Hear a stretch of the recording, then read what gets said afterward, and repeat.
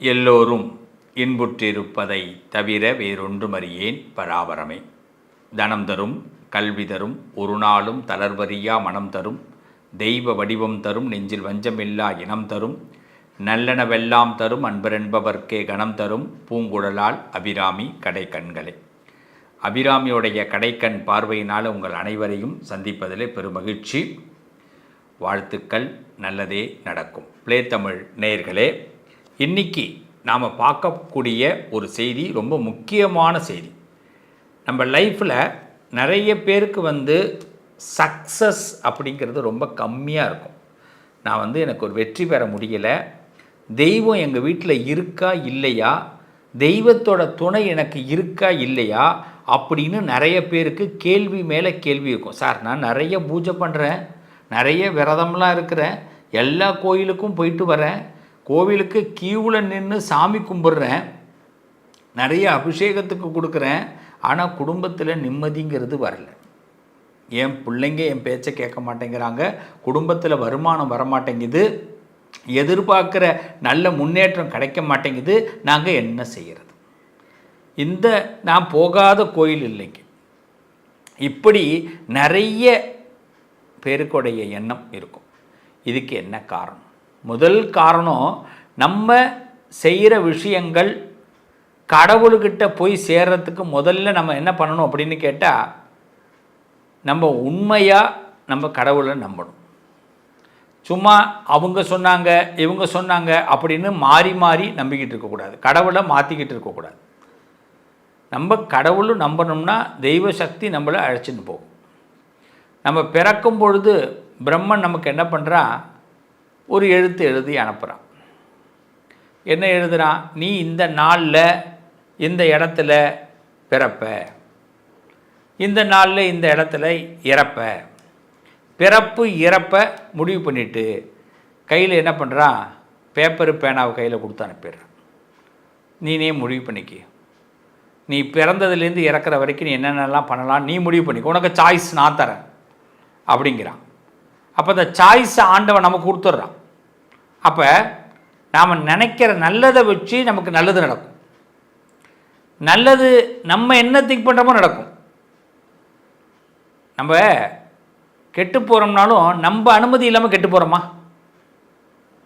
நம்ம நல்லா இருக்கிறோம்னா நம்ம அனுமதி இல்லாமல் நல்லா இருக்கிறோமா? இல்லைங்களா? நம்மளோட எண்ணம் அதான் நம்மளை அடுத்த கட்டத்துக்கு கொண்டு போகும். அதில் மாற்று கருத்தே கிடையாது. அப்போ நம்மளுடைய எண்ணம் தான் நம்மளை நெக்ஸ்ட் லைஃபுக்கு கொண்டு போகிறது. அப்போ அந்த எண்ணம் சரியாக இருக்கணும். நம்ம நினைக்கிற விஷயம் அப்போ தான் கண்டிப்பாக கை கொடுக்கும். அந்த எண்ணம் நல்லா இருக்கணும்னா குல தெய்வம், இஷ்ட தெய்வம், காவல் தெய்வம் நமக்கு அனுகிரகம் பண்ணணும். இந்த காவல் தெய்வத்தோட அனுகிரகம் இருந்ததுன்னா உங்கள் வாழ்க்கை நல்லா இருக்கும். அதுக்கு முதல்ல குலதெய்வ வழிபாடு எல்லாரும் பண்ணணும். குலதெய்வ வழிபாடு, குலதெய்வத்தை கும்பிடாமல் எந்த காரியமும் செய்யாதீங்க. அந்த குலதெய்வத்தை கும்பிட்றதும் அதுக்கு அடுத்தது, குலதெய்வம் தெரியலன்னா என்ன பண்ணலாம்? கேள்வி வருதில்ல. குலதெய்வம் தெரியாதவங்க கவலைப்படாதீங்க. உங்கள் வீட்டில் ஒரு ரொம்ப சிம்பிளாக சொல்கிறேன், அத்தி மரம்னு சொல்லுவாங்க. நம்ம இப்போ கூட பார்த்துருப்போம், அத்தி வரதர் சொல்கிறோம் இல்லையா? அதுமாரி அத்தி மரம். ஒரு அத்தி மரத்தில் இந்த காலண்டர்லாம் இருக்குது பாருங்க. இந்த காலண்டர் சைஸு, வீட்டில் காலண்டர் மாட்டியிருப்பீங்க, சின்ன காலண்டர் மாட்டியிருப்பீங்க. அந்த காலண்டர் சைஸுக்கு ஒரு அத்தி மரம் வாங்கி ஒரு பிளேட்டு காலண்டர் மாதிரியே இருக்கும். இல்லைனா இப்போ இது மாதிரி நோட்டு சைஸு கூட வாங்கிக்கலாம். இது மாதிரி ஒரு நோட்டு சைஸு வாங்கிக்கலாம். இந்த நோட்டு சைஸில் வாங்கி ஒரு அத்தி மரம் அந்த அதே மாதிரி நோட்டு மாதிரியே இருக்கணும். அதுக்கு ஒரு நல்ல நாளில் ஒரு பௌர்ணமியில் எண்ணெய் பால் அபிஷேகம் பண்ணி அதுக்கு உங்கள் வீட்டு சாமி ரூமில் சந்தனம் போட்டு குங்குமம் போட்டு வச்சு நீ தான் குலதெய்வம்னு விளக்கேற்ற ஆரம்பிங்க. அவ்வளோதான். குலதெய்வம் அங்கே இருக்கும். குலதெய்வம் தெரியாதவங்க இதை செய்யுங்க. அத்திக்கு அவ்வளோ பவர் உண்டு. கண்டிப்பாக அந்த குலதெய்வம் நம்ம வீட்டுக்கு வரும். குலசாமி நமக்கு வீட்டுக்கு வருவாங்க. இறந்து போன எல்லாரும் நமக்கு ஆசீர்வாதம் பண்ணுவாங்க. நம்ம முன்னோர்கள் எல்லாம் அங்கே தான். நம்ம ஒருத்தவங்க இறந்து போனால் குலதெய்வத்திட்ட போய் சேர்றோம். ஏன் குலதெய்வம் கும்பிட்றாங்க? குலசாமி கிட்ட தான் எல்லோரும் போய் சேர முடியும், ஐக்கியம். அப்போ குலசாமி அனுகிரகம் இருந்ததுன்னா, அருள் இருந்ததுன்னா நமக்கு எல்லாரோட ஆசீர்வாதமும் கிடைக்கும். சரி, அவங்கள வழிபாடு பண்ணுறோம். அதுக்கடுத்து காவல் தெய்வம் யார்? வாங்க, ஒவ்வொரு ராசிக்கு காவல் தெய்வம் யாருன்னு பார்ப்போம். அதுக்குள்ள பரிகாரத்தையும் சொல்கிறேன், மிஸ் பண்ணாமல் பாருங்கள். சிம்ம ராசிக்காரர்கள், சிம்மத்தை பொறுத்தவரை தெய்வ அனுக்கிரகம் என்னைக்கும் உண்டு. சாமி தான் உங்களை காப்பாற்றுறாங்க, காவல் தெய்வங்கள் தான் உங்களை காப்பாற்றுறாங்க. சிம்ம ராசிக்கு காவல் தெய்வம் இல்லைன்னா எதுவுமே கிடையாது. அவன் அப்புறம் பிடுங்கி நட்டுட்டு போடுவான் எல்லாத்தையும். எப்படியே நம்மளை பிடுங்கி நட்டுட்டு போயிடுவான். அவன் விருப்பத்துக்கு எல்லோரும் நம்மளை வேலை வச்சுருவாங்க, நம்மளை வேட்டு வச்சுருவாங்க. காவல் தெய்வம்னு ஒன்று இருக்கிறதுனால தான் சிம்மம் தலை நிமிர்ந்து நடக்க முடியும். என்னையா எத்தனை பிரச்சனை வந்தாலும் சந்திக்கிறோம்னா எப்படியா? எப்படி சந்திக்கிறோம்? சும்மாவா? காவல் தெய்வம் ஒன்று இருக்கணும். காவல் தெய்வம் ஒன்று இல்லைன்னா எதையும் சந்திக்க முடியாது. சந்திக்கணும்னா காவல் தெய்வம் நமக்கு வேணும். அது யார்? எப்படிப்பட்ட தெய்வத்தை நாம் வணங்கினா நமக்கு ஒருத்தவனை ஃபேஸ் பண்ண முடியும்? ஒன்று நல்லா தெரிஞ்சுங்க, எதிரியை கண்டு பயப்படாதீங்க. நம்மெல்லாம் திரும்பி பார்த்தீங்கன்னா ஓடுவோம், குட்ட குட்ட குனியக்கூடாது.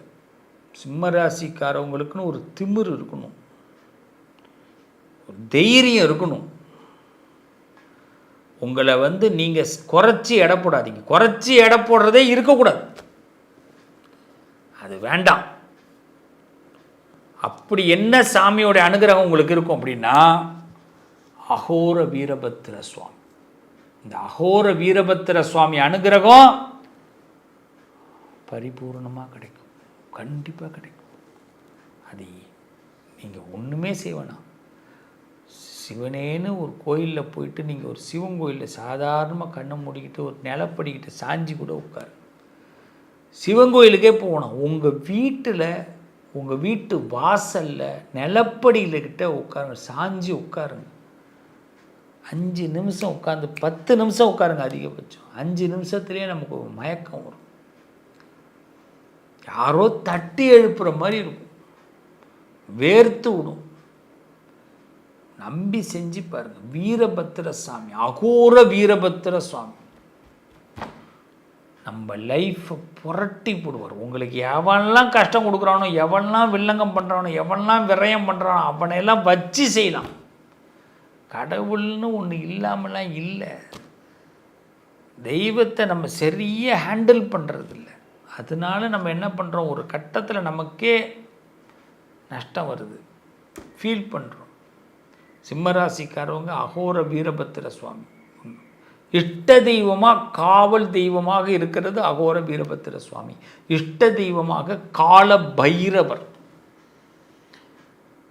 உடுக்க சத்தம் கேட்டதுன்னா அட்டே அலறணும். உடுக்க சத்தம் கேட்டால் அலறணும். உடுக்கைக்கு என்ன 2 சாமி, ஒன்று சமயபுரம் மாறி, இன்னொன்று கால பைரவர். சிம்மம்னா உடுக்க தான். மயான கொல்லைன்னு சொல்லுவாங்க, நல்ல கவனிங்க. இந்த மயானத்துக்கு போகிற சாமி ஏதாவது இருந்தால் அதையும் பாருங்கள். மயானத்தில் இருக்கிற சாமி உங்களை காப்பாற்றும். மயான கொல்லை, இந்த சாமி உங்களை காப்பாற்றும். ஏன்னா உங்களுக்கு அதிபதி சிவன். அவர் சிவபெருமான் பிடிச்சி அந்த பார்த்தாருன்னா எல்லாம் பஸ்பமாயிடும். எல்லாம் சிவபெருமான் பார்த்தா என்ன ஆகிடும், பஸ்பமாக போயிடும் எல்லாமே.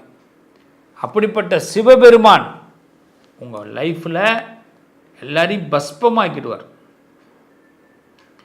அதனால் அகோர வீரபத்திர சுவாமி உங்களுக்கு காவல் தெய்வம். அவரை கும்பிடுங்க. எப்போ கும்பிடணும்? அடுத்தது யார்? கால பைரவர். இவங்க 2 பேரும் எப்போ கும்பிடணுன்னா, சிம்ம ராசிக்காரர்கள் ஞாயிற்றுக்கிழமையில் அகோர வீரபத்திர சுவாமியை வழிபாடு பண்ணுங்க. ஞாயிற்றுக்கிழமையில் இந்த வீரபத்திர சுவாமி உங்களுக்குள்ளே இறங்கி பேசுவார். உன் குடும்பத்தில் உனக்கு என்ன வேணும்னு கேட்பார்.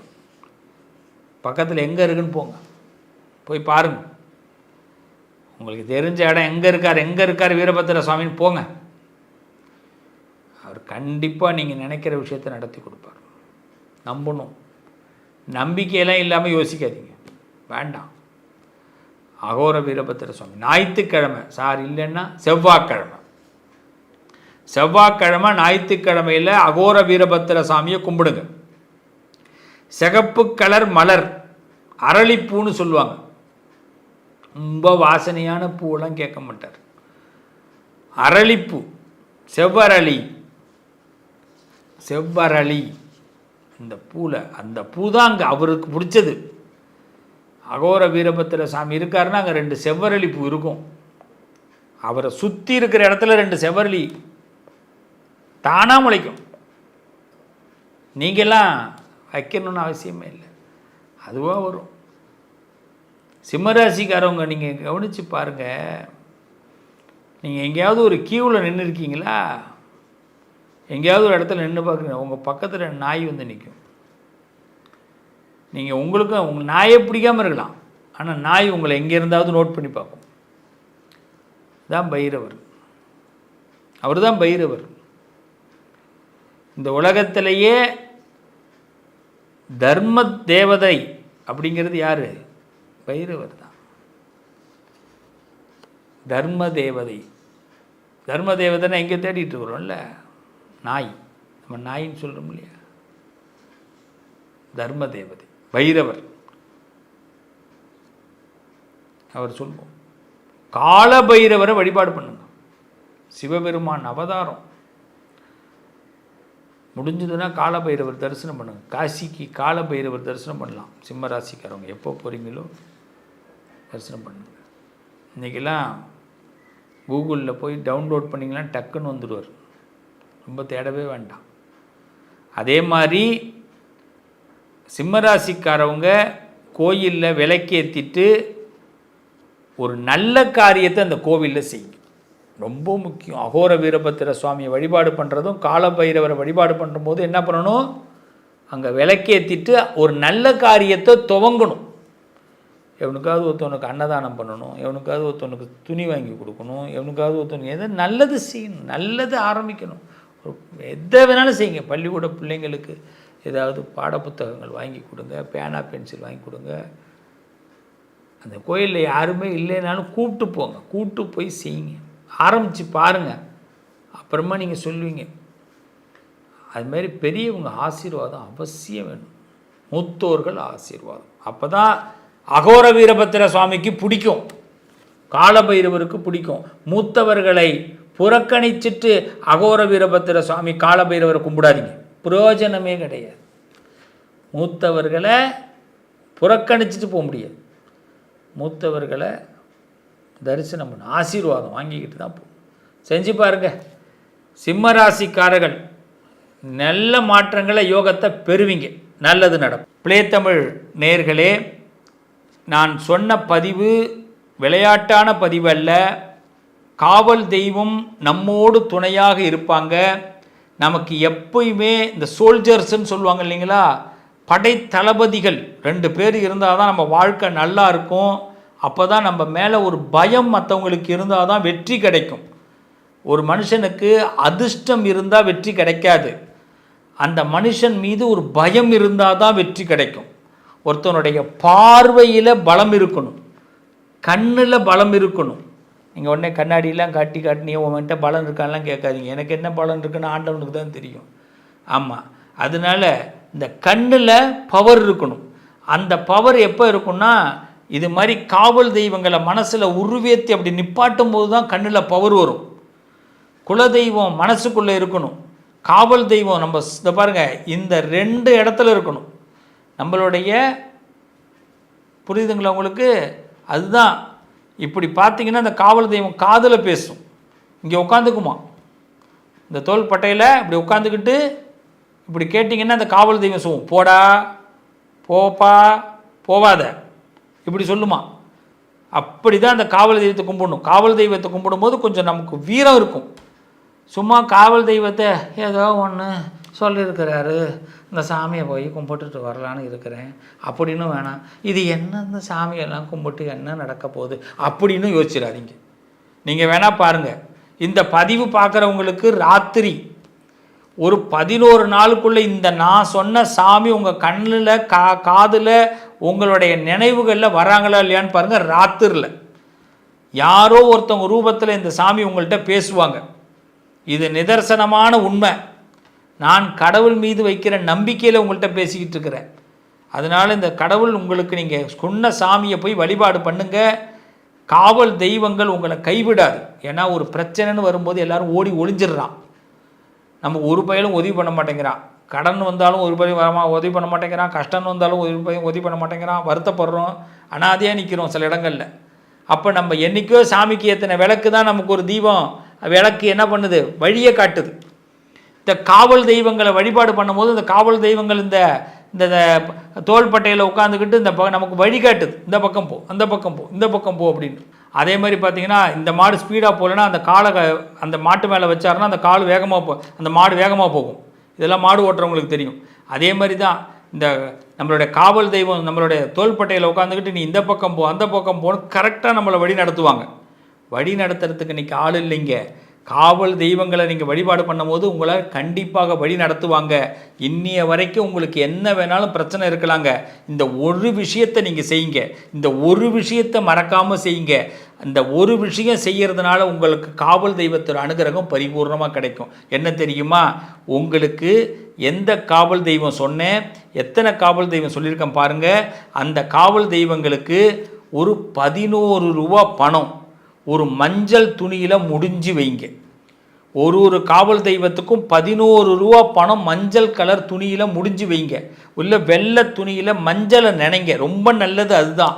மஞ்சள் கலரில் துணி வாங்குறத விட வெள்ளை கலர் காடா துணியை வாங்கி மஞ்சளை நினச்சிட்டு ஒரு உள்ளங்கை அளவுக்கு இப்படி கட் பண்ணிவிட்டு அதில் 11 ரூபா பணத்தை வச்சு ஒரு முடிச்சு போட்டு சாமியை நினச்சி வைங்க. ஐயா காவல் தெய்வமே, உன்னை நம்புகிறேன், என் குடும்பத்தை காப்பாற்று, என்னையை காப்பாற்று, நான் ஒரு பிரச்சனையில் நிற்கிறேன். நீ எந்த பிரச்சனை வேணாலும் நினச்சிக்க தங்கம், அந்த பிரச்சனை உனக்கு நிறைவேறும் தங்கம்.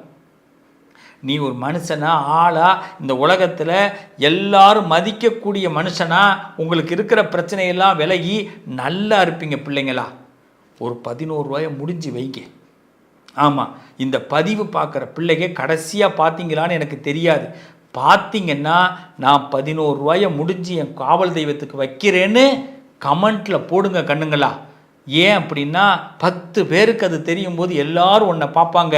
அந்த காவல் தெய்வம் நிச்சயமாக உனக்கு அனுகிரகம் பண்ணு கண்ணு, நான் உனக்காக பிரார்த்தனை பண்ணுறேன் கண்ணு, நல்லா இருப்பீங்க, நல்லது நடக்கும், காவல் சாமி உங்களை கைவிடாது கண்ணு.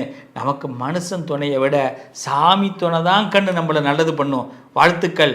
மீண்டும் உங்களை அடுத்த பதிவில் சந்திக்கிறேன். நல்லது நடக்கும்.